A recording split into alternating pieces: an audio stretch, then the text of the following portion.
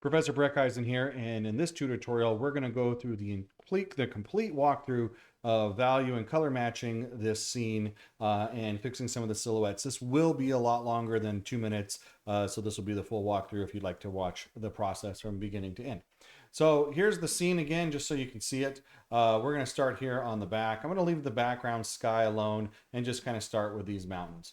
First thing I'm going to do is I'm going to match to my reference, so I'm going to come in and bring in my black and white layer and bring in that curves adjustment, and I'm going to clip it down here, and I'll start just by kind of eyeballing. Where I'm looking at right now is this area here where the two meet to kind of see where it starts to blend in, like, oop, that's too bright, and can we get it to start looking like it's the same spot there.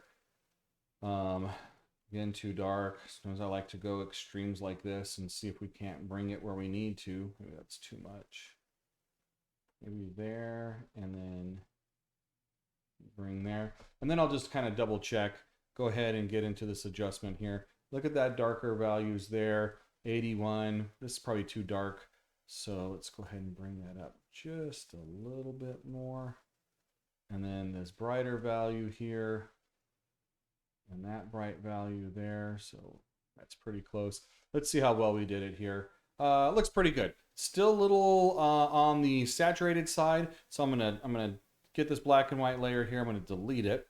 And then I'm just gonna bring in a, where is it at? A vibrance layer. I can also bring a saturation layer, but I'm just gonna try to like cut down some of that vibrance and see if that will be good enough. And just kind of toggle back and forth between vibrance and saturation. I'm gonna go right there. I can get really picky, but I'm gonna leave it right there for now, because what I wanna do is I wanna see how the rest of the image is gonna look. This might be just fine, and then come and tweak it here in just a second.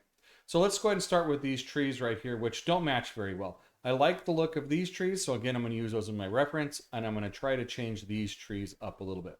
Here I'm going to go with the technique of using the curves, go into the, go ahead and clip it, go into the blue layer here, and start to match this up just a little bit. So I'm looking at the darker values right here of this tree, and I'm going to try to match it with that other tree over there. Maybe I'll bring this whole thing down just a little bit. That might be a little too much. We'll see. I always get nervous when I do this because I feel like this process should never really work, and it always amazes me that it actually mostly does. I've never really had it not work, and there's times when I'm just doing this and I'm like, there's no way that this is going to work. It's going to come out like purple or something weird, but at the end of the day, it typically comes out and looks pretty good. So let's see. Oh, kind of on the blue side here. And that's okay. That's going to happen a little bit because these blue pixels are actually from the sky. So we're gonna be able to fix that. So we can come in here with a hue and saturation layer. This time clip it down again. And this time we can take the blues or the cyans independently, and we can bring those saturations down and kind of crush that out just a little bit. We can increase or decrease the lightness as well, and we can start to see that that will match a lot better. What I need to do here is kind of work on this silhouette just a little bit more to make sure these two match. And so what I could do is let's go ahead and create a layer here on top, because the tippy tops of these layers are on the left hand side here. So I'm going to take that brush, that mixer brush here, with my tree here that I have, and I'm going to just sample and just kind of bridge that gap just a little bit right there. And because we're going to have more trees underneath there, and it's already kind of hidden, but it's a good opportunity here to kind of bridge where that is. I can also borrow from this side and maybe bring in a little bit of that color and just see if we can mix and match it just a little bit more. But that looks a little bit better. Could be that it's a little bit too on the dark side. We can probably bring up maybe the green values. No, not the green values. We'll probably bring up the red values a little bit. There we go. That makes it match just a little bit better. So again, let's leave it there and kind of come back to it and see what happens after we start to look at this. As we can see here, it's on the shadow side of everything. So it can start to look pretty good. Now these trees here obviously do not match anything else. So we're going to do the exact same process. Go into RGB, go ahead and turn everything off but the blue, clip it down. And I'm looking at these trees over here matching with these trees. And it's just a game now of just kind of, so if we bring out down the dark values, it gets too contrasty. So we got to bring these values down too. And so it's just this game back and forth until you feel like you got it. I'm going to go ahead and close one of my eyes. And, oh, my camera's in the way. There we go. That's starting to match just a little bit better. I'm using this other monitor. I've got a second monitor over here that has my recording going on, because on that monitor, what I can see is just very, very small. And because of that, it makes my it's almost like me closing my eye. So that looks maybe decent. Let's go to green, see if that one works any better. Oh, turn off the blue, green by itself. Bring this down, get those white values kind of close to those ones, get these values here up just a little bit. I'm looking at the difference between these two trees right here and matching so it looks like, so I can't tell where one tree begins. It's too dark and now it's too bright. So I'm trying to make it so that it's hard to tell where one tree begins and the other tree kind of ends. And that'll help me to determine whether or not I think I have the right colors or not. And again, if I don't do it perfectly, I can always just eyeball a little bit more when I get there. That's probably way too dark. So let's bring that up just a little bit.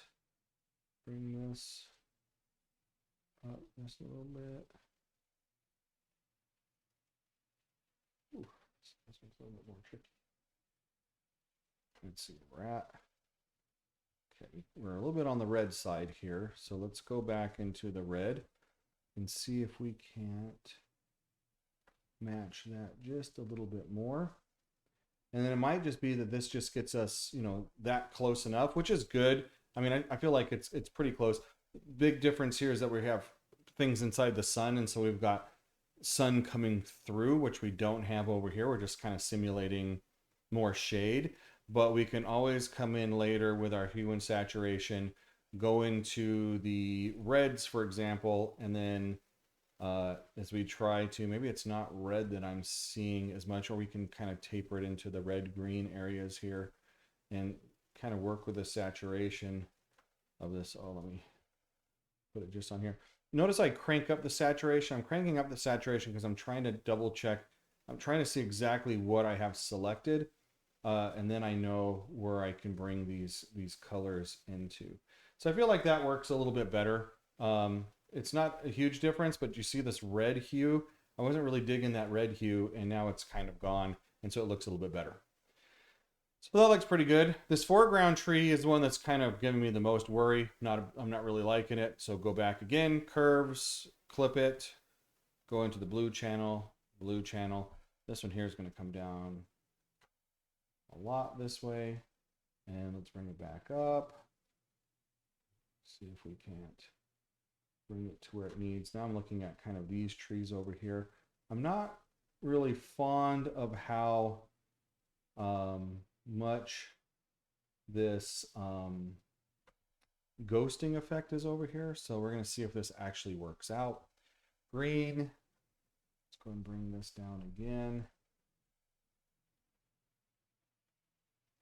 Very contrasty over here. So let's bring this. What am I even referencing here? I'm going to reference that tree. That one. And maybe that one. I'm going to go back into the blue because I changed where my eye was looking. I'm looking at this tree versus this one now, and I just don't feel like it's exactly the same anymore. That might not work. This is the tree that I'm most nervous about. But we can always fix it. It's always a way to fix it. These are just starting points.